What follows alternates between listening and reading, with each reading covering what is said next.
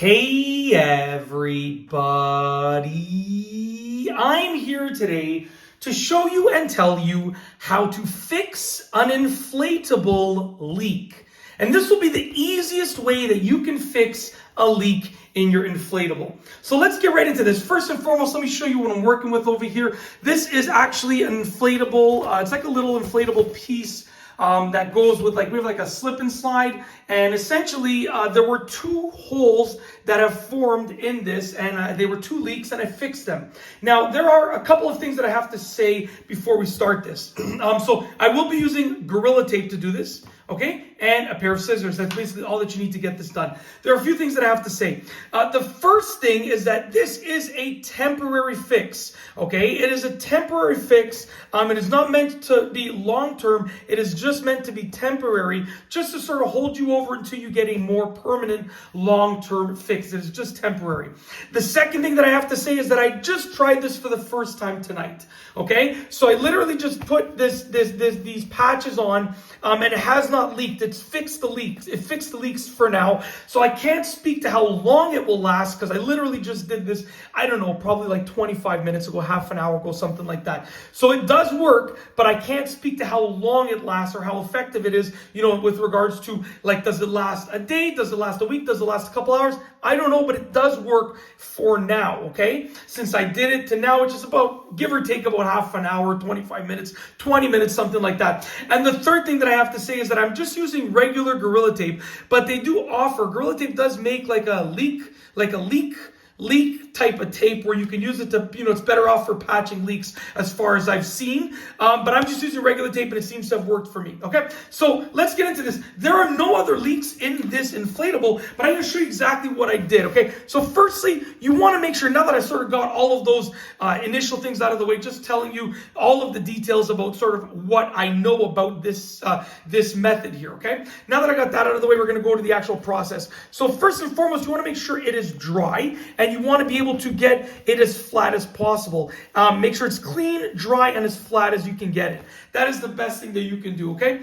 Now, what I did, and like I said, I don't know if this is the best method, but it's the easiest method. I started off, and I'm going to patch this. There's no hole here, but I feel like, honestly, that's where the other holes were. So I'm like, might as well do the demonstration right here, because who knows, there might be a hole here in a few more days or, a few more times when we've used this with the slip and slide. Anyways, what I do is I start off by getting just a small piece of Gorilla Tape, okay, just big enough to just cover the patch and a little bit extra. So let's say the patch was just, let's say the leak was just a small little hole there. I would get a small piece just like that.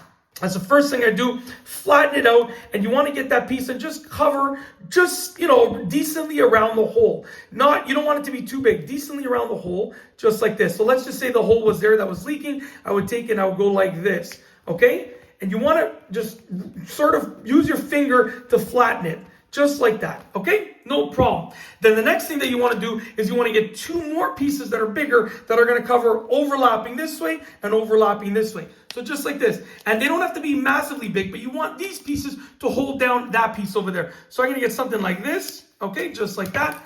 And I'm going to place it just like this, nice and flat. Once again, nice and flat. And we're just going to place it like this over here.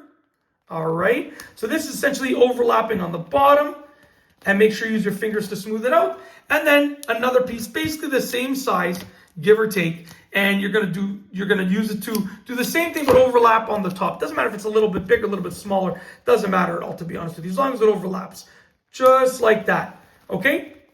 Now, you're gonna let this sit, okay, for a while. You're gonna let this sit for a while. So in my case, we're not using this for another few days.